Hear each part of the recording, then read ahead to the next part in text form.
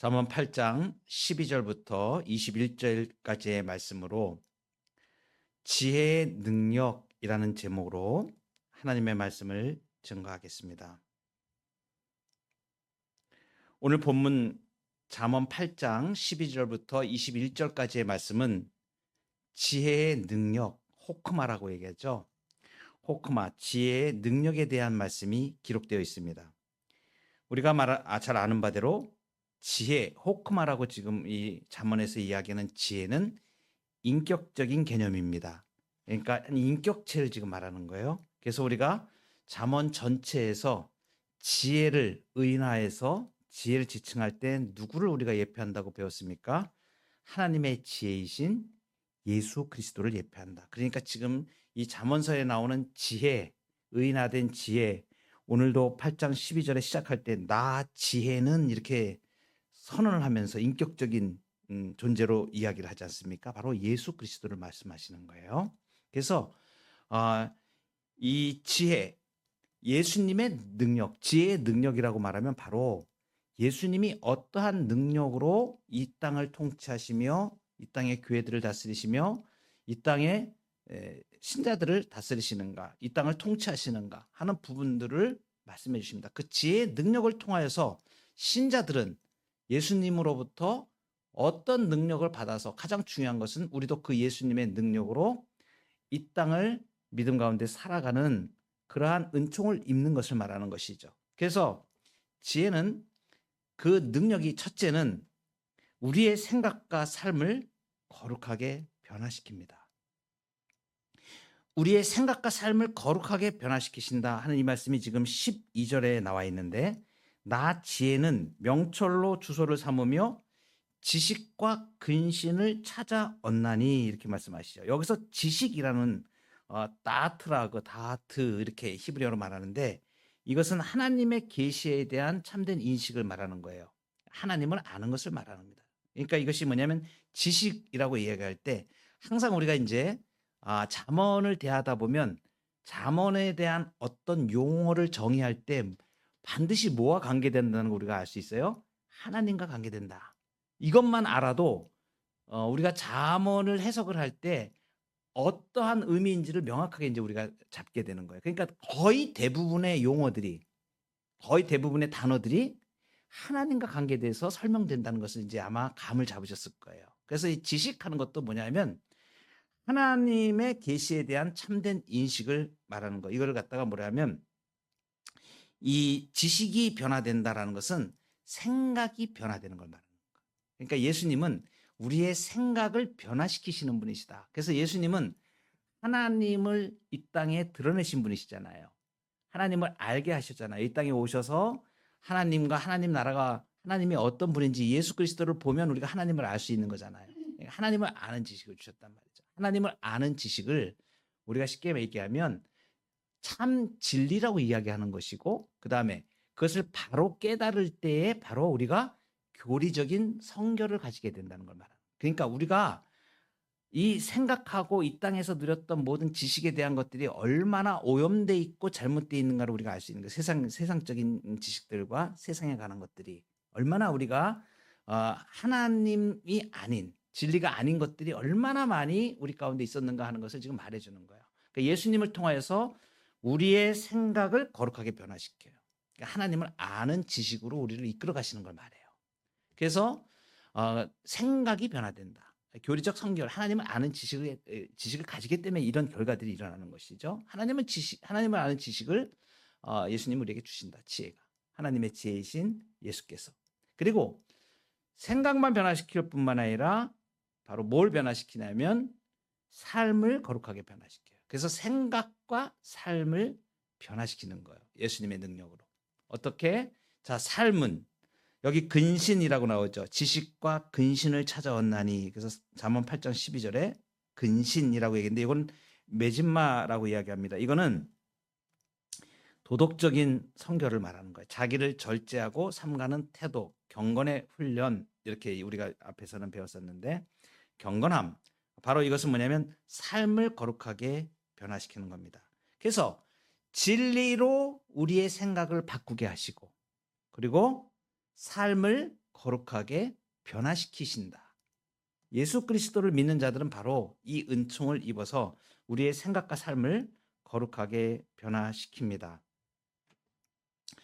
골로새서 1장 9절에 보면 진리로 우리의 생각을 바꾸는 걸 이렇게 표현하고 있어요. 신약적인 표현입니다. 너희로 하여금 모든 신령한 지혜와 총명에 하나님의 뜻을 아는 것으로 채우게 하시고, 이렇게 골로새서 1장 9절 말씀이에요. 그러니까 사고 자체, 우리의 생각 자체가 바뀌어버리는 거죠. 하나님을 아는 지식을 알게 되면 바로 이런 변화가 일어나는 거예요. 생각을 거룩하게 변화시킵니다. 삶을 거룩하게 변화시키는 건 디도서 2장 11절 말씀에 이렇게 나옵니다. 경건하지 않은 것과 이 세상 정욕을 다 버리고 신중함과 의로움과 경건함으로 이 세상에 살고, 이렇게 디도서에 말씀하세요. 잘 보시면 이 말씀이 지금 잠언에 있는 말씀과 짝을 이루는 신약적인 해석이구나라는 걸 우리가 알 수 있습니다. 그래서 생각과 삶을 변화시키는 예수님의 능력에 대해서 지금 우리가 얘기하는 거예요. 두 번째는 지혜는 여호와를 경외하도록 가르칩니다. 그러니까 예수님을 통해서 우리가 하나님을 경외하는 걸 알게 되는 거예요. 그래서 13절에 보면 잠언 8장 13절 여호와를 경외하는 것은 악을 미워하는 것이라. 나는 교만과 거만과 악한 행실과 패역한 입을 미워하느니라 그랬죠. 자, 여호와를 경외하는 것은 악을 미워하는 거라고 그래요. 이 경외함은 거룩한 죄를 미워하는 거죠. 죄에 대해서 거룩한 증오를 갖는 거예요. 이러한 죄에 대한 거를 인간의 죄를 네 가지로 크게 지금 이렇게 말하지 않습니까? 여기 교만, 거만, 악한 행실, 패역한 입, 이렇게 네 가지로 얘기합니다. 교만은 무엇이에요? 교만은 특별히 누구에 대해서냐면 하나님에 대해서 말하는 거예요. 하나님 없이 스스로 높아지려는 마음을 교만함이라고. 그러니까 교만함은 인간이 누구에 대하여? 하나님에 대하여 범죄하는 죄를 말하는 거예요. 그러니까 하나님 없이 스스로 높아지려는 마음을 교만함이라고 이야기하는 거예요. 이 용어 정의를 잘 아셔야 돼요. 잠언에는 이런 용어들이 계속 나와요. 계속 나오는데 이게 명확한 뜻을 알지 못하면 하나님의 말씀이 이제 무엇을 말씀하는지 모른단 말이에요. 그러니까 이게 지금 여호와를 경외하도록 가르친다. 근데 이 여호와를 경외하는 것이 악을 미워하는 것이는데 그 악을 지금 네 가지로 대표해서 지금 말하고 있는 거예요. 하나님 없이 높아지려는 마음, 교만함. 그죠? 이것을 미워하는 거죠. 그다음에 두 번째, 거만함. 이 거만함은 사람 간의 관계에 있어 가지고 타인을 무시하고 업신여기는 태도를 말해요.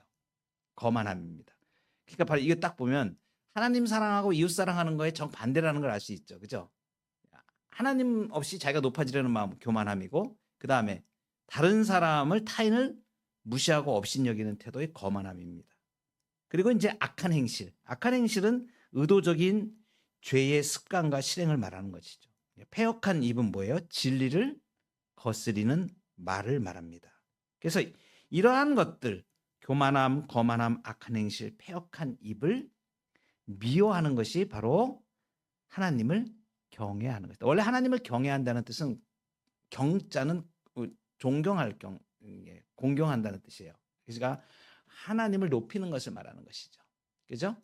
그리고 경외할 때 외는 두려워할 외자입니다. 이건 뭐냐면 하나님 앞에서 내가 죄를 두려워하는 마음을 갖는 거예요. 죄를 미워하는 마음을 갖는 거. 지금 이거 악을 미워하는 거 똑같은 뜻이에요. 그러니까 하나님을 경외한다는 의미가 명확하게 나타나죠. 죄를 하나님이 미워하시는 걸 나도 미워하는 걸 말하는 거예요. 그러니까 그중에 그 네 가지 죄를 이렇게 합니다. 그래서 예수 그리스도의 은총을 입은 자들은 하나님의 지혜인 예수 그리스도께서는 여호와를 경외하도록 우리를 가르치신다. 이 말씀을 지금 우리에게 하시는 것입니다. 세 번째는 지혜는 왕 같은 제사장으로 살게 하십니다. 14절에 보시면 내게는 계략과 참 지식이 있으며 나는 명철이라 내게 능력이 있으므로. 15절에 나로 말미암아 왕들이 치리하며 방백들이 공의를 세우며. 16절 나로 말미암아 재상과 존귀한 자 곧 모든 의로운 재판관들이 다스리느니라 그랬습니다. 자, 예수님의 능력, 계략과 참 지식이 그죠? 왕들이 치리하고 방백들이 공의를 세우고 의로운 재판관들을 다스리게 하는 이 지혜가 예수님이 왕 같은 제사장으로 우리를 살게 하신다는 것을 말씀하시는 거예요. 예수님은 이 땅에 계시는 동안에 마태복음 28장 18절에서 이렇게 말씀하십니다. 하늘과 땅의 모든 권세를 내게 주셨다. 누가? 하나님께서. 하나님께서 아들 되신 예수 그리스도에게 하늘과 땅의 모든 권세를 주셨다. 그러니까 예수님의 능력은 하나님의 나라를 이끌고 세우는 주권적인 능력이 되시는 거예요. 그래서 만유의 상속자라고 말씀하셨죠. 그죠?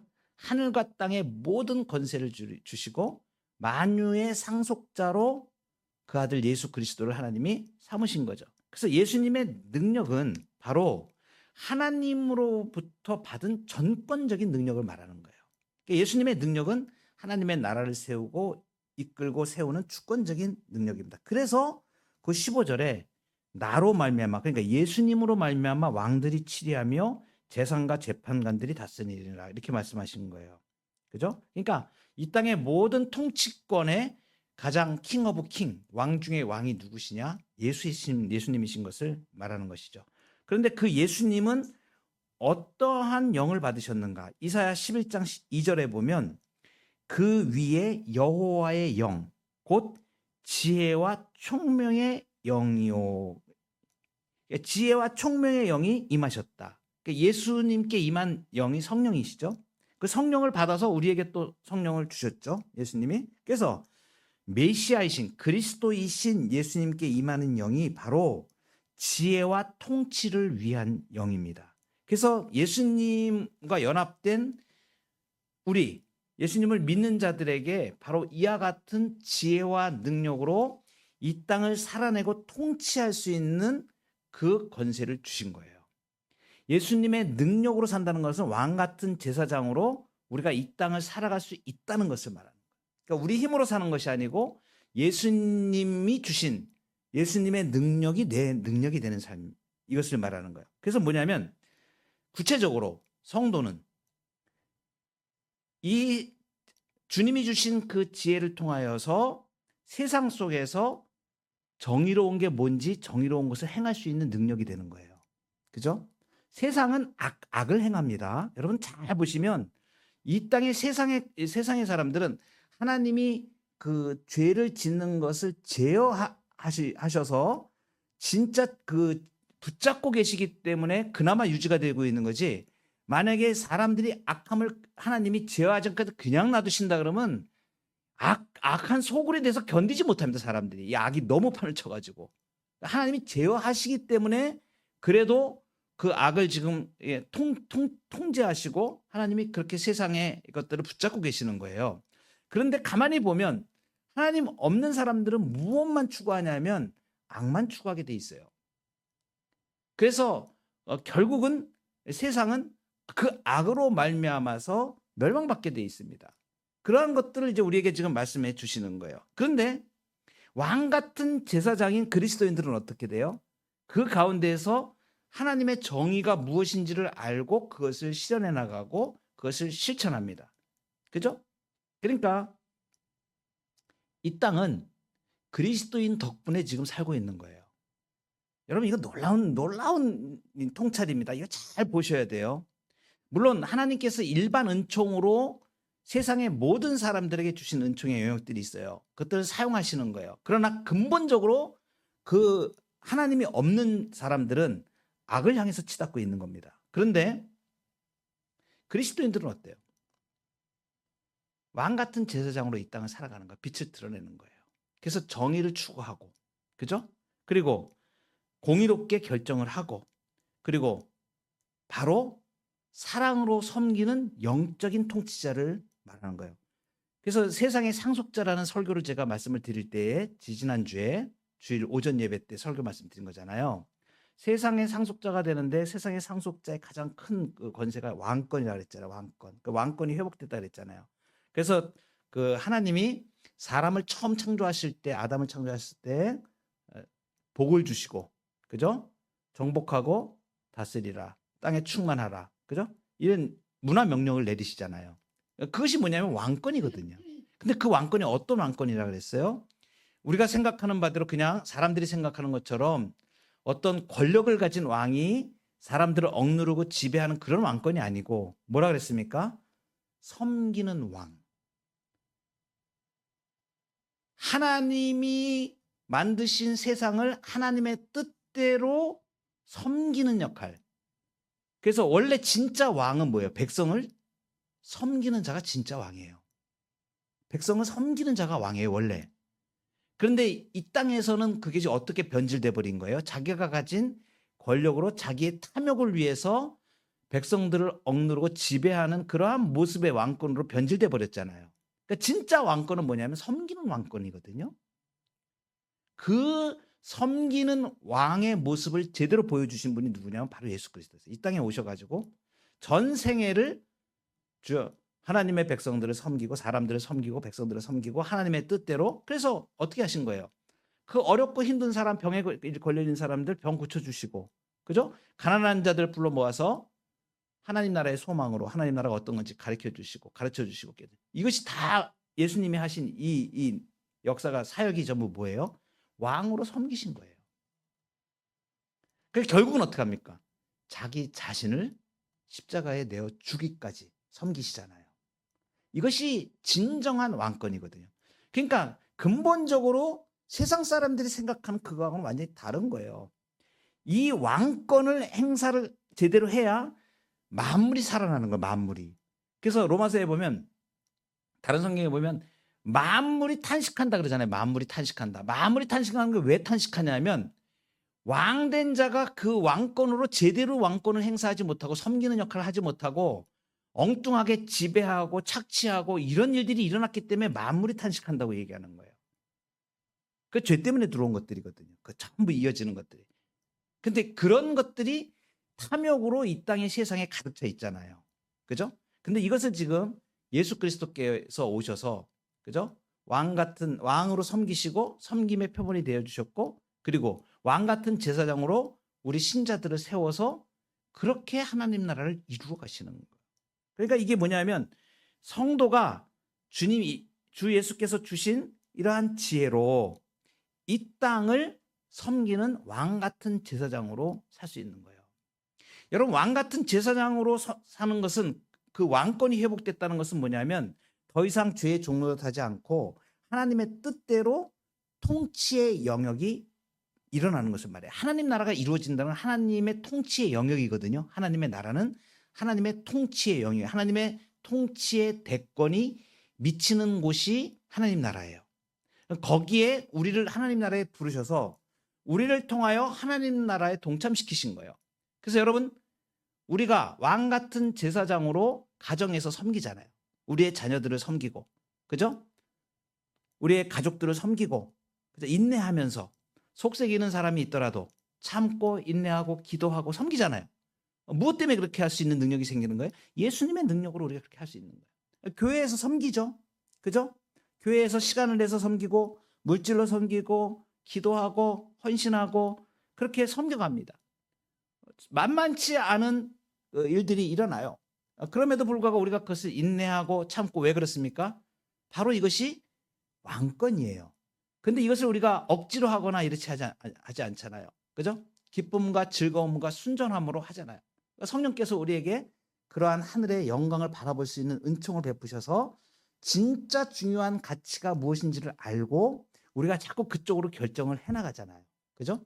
세상 사람들의 관점에서 보면 정말 어떨 때는 우매해 보이고, 그죠? 시간과 물질과 정성을 다 들여서 교회를 섬기고, 가정을 섬기고, 그 다음에 어려운 이웃들을 섬기고, 사랑을 베풀고, 주고, 내가 먹기도 힘든데도 남을 먼저 섬기고 하는 이러한 일들이 어떻게 가능한 거예요?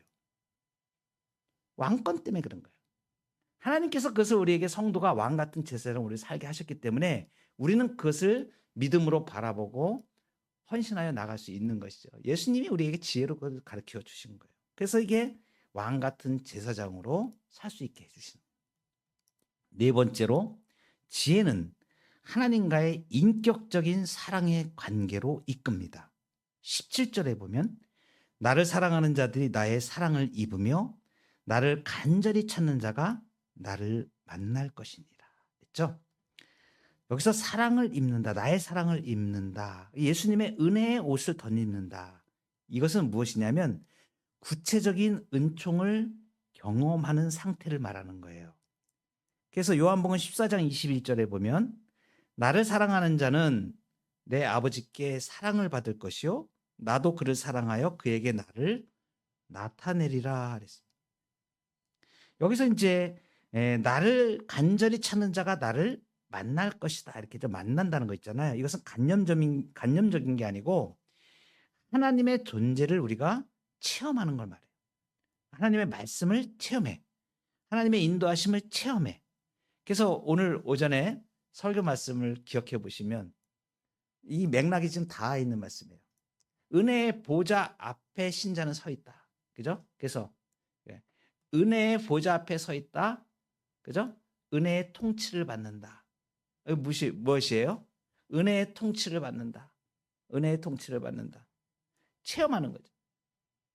실제적으로 구원받은 하나님의 백성들이 은혜의 통치를 받는 것은 실제적인 것을 말하는 거예요. 그죠? 그래서 구체적으로 우리의 양심에서 우리의 의지에서 그리고 우리의 삶의 고난의 현장 가운데서 어떻게 한다 그랬어요? 하나님께서 그것을 알게 하시고 하나님께서 인격적으로 우리 가운데 역사하시는 거예요. 인격적으로 말씀하신다는 건 뭐냐면 살아있는 사람처럼 살아있는 사람처럼 마치 살아있는 사람처럼 하나님이 그렇게 인격적으로 우리와 깨닫게 하시고 말씀하시고 알게 하시고 이끌어 가시고 동행하시는 것을 말해요. 그리고 우리가 주님과 동행하잖아요. 교제하잖아요. 거룩한 교제 가운데로 나가잖아요. 그래서 주님이 우리의 삶 가운데 역사하시는 것을 하나하나 이렇게 체험해 가는 거예요. 이것이 바로 하나님과의 인격적인 사랑의 관계로 이끌어 주시는 것을 말해요.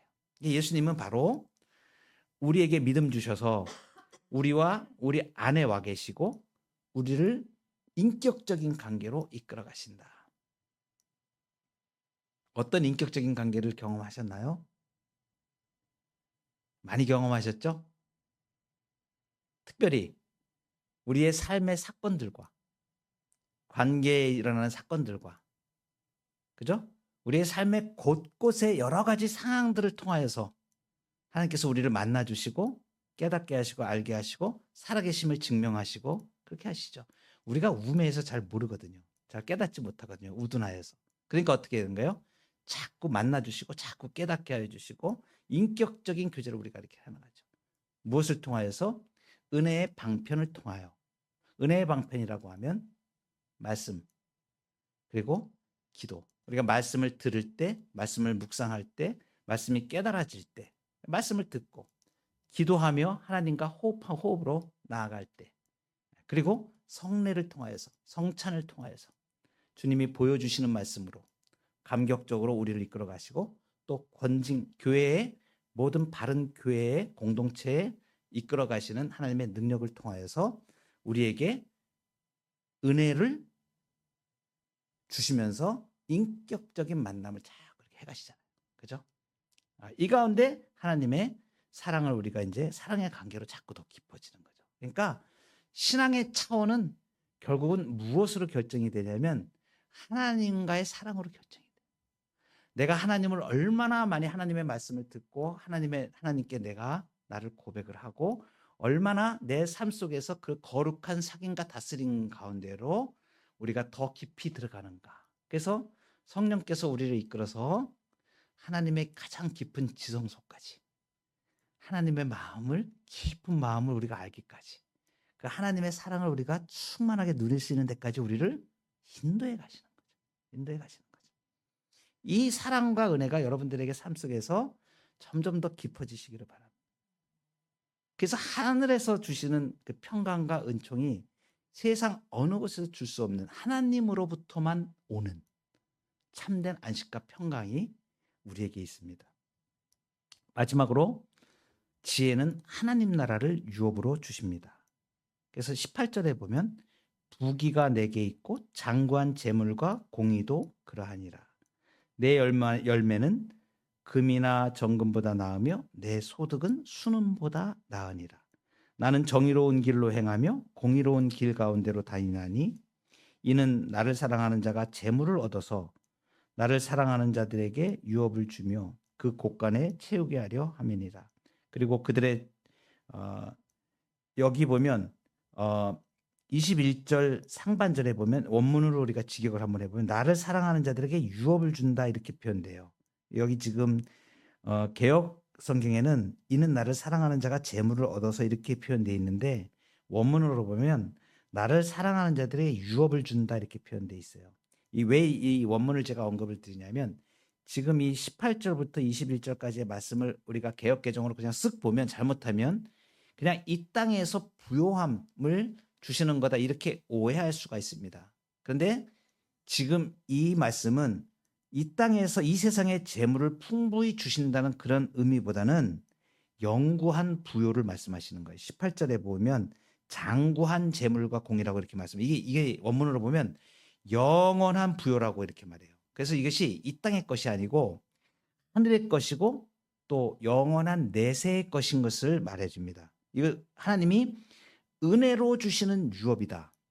우리가 435장 찬송을 아까 했죠. 나의 영원하신 기업. 그건 뭘 말하는 거예요? 우리가 상속받은 하나님 나라를 완성된 하나님 나라를 말하는 거예요. 영원히 우리가 하나님과 더불어 거할 곳, 그 하나님 나라의 완성된 하나님 나라를 지금 바라보는 거예요. 이게 뭐냐면 천국을 말하는 거예요. 천국을 말하는 거예요. 그래서 이거는 영원한 부요함을 말하는 것이에요. 새 예루살렘 성, 완성된 하나님의 나라를 완전히 내 것으로 받는 걸 말하는 거. 이게 놀라운 영광입니다. 여러분 설레지 않으세요? 가슴이 설레지 않으세요?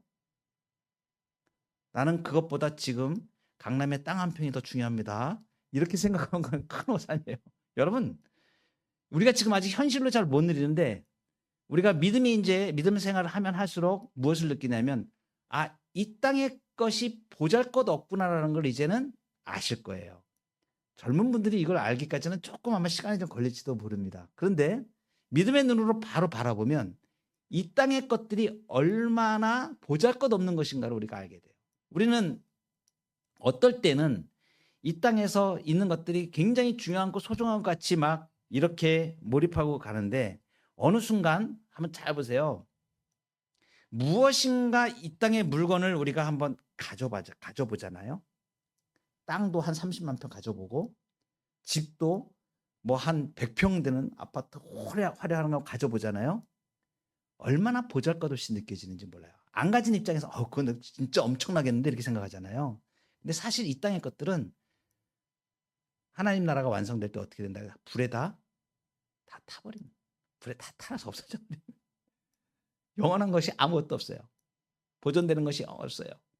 요즘 좀 안 된 얘기지만 이웃 나라에 지진이 한 8 정도 7점 몇 이렇게 지진이 났을 때 몇십만 명이 이제 앞으로 죽을 수도 있겠다. 여러분 그걸 뭘 지금 얘기해 주는 거예요? 그런 거 보면 지금 아무리 화려한 건물을 잔뜩 지어놔도 어떻게 된다가 하나님께서 땅 움직이면 지금 하나님 지금 조금 움직인 거잖아요. 많이도 안 움직였어. 근데 그게 우리 사람들에게는 어떻게 나타나요? 규모 7.5의 대지진, 규모 8 넘어가면 이제 우리 다 죽었어 막 이러는 거죠. 그렇잖아요? 그러면 그 아무리 아름답게 다 지어놓은 건물 그거 100개를 내가 소유하고 있다 그래서 그게 부유합니까? 아무것도 아니라는 거예요. 세상 것들이 바로 이러한 것들이라는 걸 우리에게 말해줘요. 우리는 잠시 이 땅을 살아가면서 돈이 있으면 조금 약간 불편함을 덜하게 살 수 있어요. 돈이 좀 부족하면 어때요? 약간 불편하게 사는 거예요. 그러나 거기에는 또 그 나름대로 행복이 있어요. 제가 어렸을 때 먹고 살기 되게 힘들었을 때가 있어요. 아마 여기 계신 분들도 많이 경험하셨을 거예요. 진짜 밀가루 어디서 그 배급하는 거 받아서 수제비 이렇게 만들어서 먹고 하는 그런 시대가 있었습니다. 대한민국에도. 젊은이들은 요즘 왜 라면 사 먹으면 되죠 이러는데 근데 라면 없었어요. 근데 그때 어떤 일이 있었냐면 그렇게 먹는 게 먹고 살기가 힘든데 옆집에 그거 나눠 먹어요. 옆에 있는 사람들하고. 떡 조금 뭐 이렇게 옥수수라도 찌고 그러면, 그죠? 옆집에 나눠 먹습니다. 두세 개 주고. 얼마나 행복한지 몰라요. 근데 먹는 게 그렇게 풍족한 것도 아니었어. 그런데 그렇게 조금 나눠 먹고 이러는데 어때? 마음이 정이 있고 행복하고. 근데 지금은 진수성찬을 먹어도 그런 즐거움이 없어요. 자기만 배부리려고 하는 그러한 악함 때문에 그런 것들이죠. 그러니까 이게 우리의 가치관이 이렇게 다릅니다.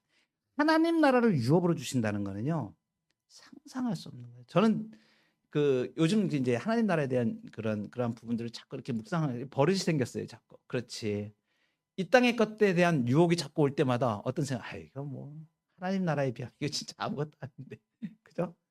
여러분 한번 그런 생각 한번 해보세요. 하나님 나라를 요한계시록에 나오는 새 예루살렘 성, 하늘로부터 내려오는 거룩한 성 새 예루살렘 성이 나를 위하여 생명 시냇가에 예수님이 우리 손잡고 먹을 거 걱정 안 하고 모든 충만한 만족으로 가득 찬, 슬픔과 눈물도 전혀 없고 영원한 기쁨만 가지고 사는, 그리고 부족함이 전혀 없는, 모든 걸 만족하는, 그리고 그 영광스러움, 이 세상의 것하고는 비교할 수 없는 하나님의 영광을 우리가 누리는,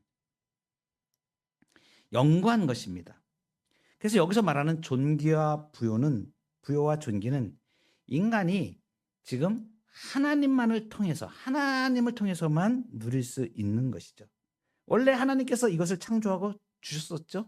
우리가 아까도 얘기했었습니다. 아담에게, 사람에게 맡겨서 다스리게 하셨죠. 그래서 이게 로마서 4장 13절에 말하는 바로 세상의 상속자를 말하는 거예요. 여기 지금 잠언 8장 18절부터 나온 이 유업은 바로 우리가 지지난주에 말씀을 들었던 세상의 상속자를 지칭하는 그것입니다. 하늘의 유업을 주시는, 기업을 받아 누린다는 것이죠. 그래서 로마서 8장 17절에 이렇게 말씀하시죠. 자녀이면 상속자, 곧 하나님의 상속자요, 그리스도와 함께한 상속자이다. 여러분, 지혜의 실체이신 예수님 안에 이 모든 지혜와 지식의 보화가 숨겨져 있습니다. 감춰져 있습니다. 모든 사람들에게 공개된 것 같지만 비밀이에요. 예수 믿는 사람만 아는 비밀입니다. 그래서 골로새서 2장 3절에 이렇게 말씀하시는 거예요. 그 안에는 지혜와 지식의 모든 보화가 감춰져 있느니라. 감춰져 있어요. 예수님 안에 감춰져 있는데 예수 믿는 사람들은 예수님을 더불어서 이것을 알게 된 사람이고 누리는 사람이에요. 세상의 상속을 받는 거예요. 그래서 아까 우리 젊은이들하고 저녁 식사하면서 잠깐 얘기 나눴었는데 제가 그랬죠. 자식들 지들 것도 아니면서 지들 것인 것처럼 행사하고, 그죠? 그렇잖아요.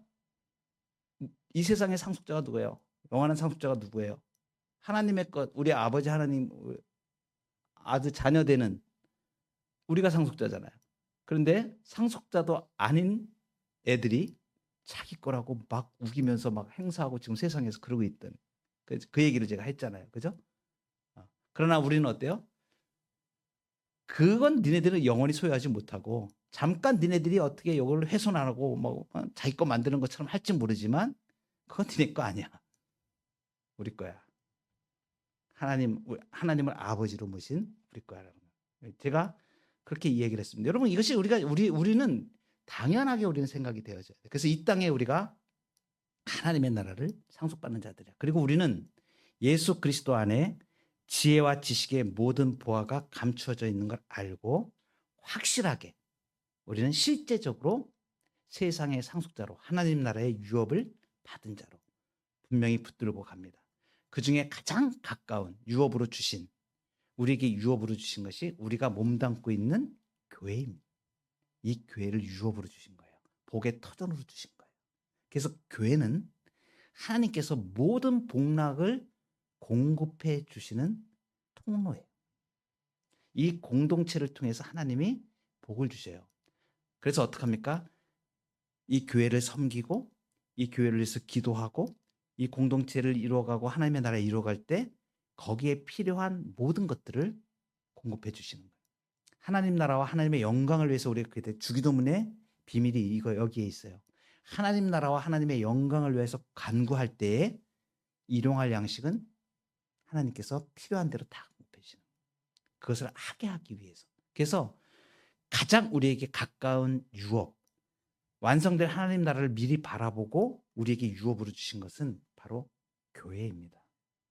우리 작년에 우리 이창분 권사님 그 권사 취임하실 때 김상수 목사님 오셔서 그 권사님께 권면해 주신 말씀이 있어요. 그 권면의 말씀에 뭐 말씀하셨냐면 유업으로 주신 이 세대 비전 교회에 우리 섬기는 우리 권사님 하나님의 많은 복락이 있기를 축복합니다. 이 말씀을 하셨어요. 그건 뭐냐면 그 유업으로 주셨다는 게 뭐냐면 하나님 나라를 우리 유업으로 받은 자들은 실제적인 하나님 나라는 바로 그 통로가 이 교회인 걸 말하는 거예요. 그러니까 우리가 교회를 섬기고 교회를 세워가면 하나님 나라를 세워가는 그 유업이 되는 우리 유업이 되는 거예요. 그래서 우리의 세상의 모든 것들을 하나님께서 이 나라 하나님의 나라를 이어가는 일에 우리에게 복을 주시는 원천으로 삼으시는 거예요. 교회를. 여러분 교회의 신비입니다. 이것이. 그래서 우리가 믿음으로 이 교회를 섬겨가고 헌신하고 봉사하고 하나님의 나라를 이뤄가는 것은 우리가 다 유업으로 받는 거예요. 유업으로. 이 땅에서 유업으로 받고 그리고 완성된 하나님의 나라를 유업으로 받는 거예요. 이 믿음과 은총으로 또 변함없이 우리 12월 달 우리 교회를 잘 섬기고 믿음의 행진을 예수 그리스도의 은총 가운데 거하여가는 저와 여러분 되기를 소망합니다. 기도하시겠습니다.